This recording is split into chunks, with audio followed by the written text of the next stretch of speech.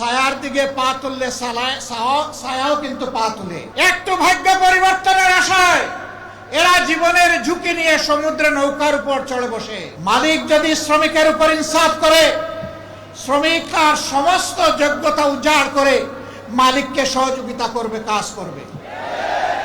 কিন্তু মালিক যদি শ্রমিককে ঠকায়, তাইলে স্বাভাবিকভাবেই ছায়ার দিকে পা তুললে ছায়াও কিন্তু পা তুলে।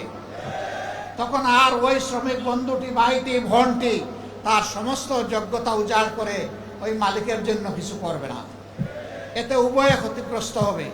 আমরা কারোই ক্ষতি চাই না, আমরা চাই তাদের মধ্যে সমন্বয়।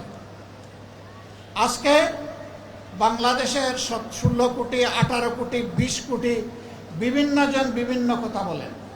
তার মধ্যে বিশাল অঙ্গন জুড়ে শ্রমিকদের পদচারণা শুধু দেশের ভিতরে নয়, বাইরেও বটে। আজকে তো দেশের ভিতরের শ্রমিক ভাই বোনদের জন্য আমরা কথা বলছি, বাইরের যারা তারাও তো আমাদের ভাই বোন, তাদের জন্য কথা বলবে কে?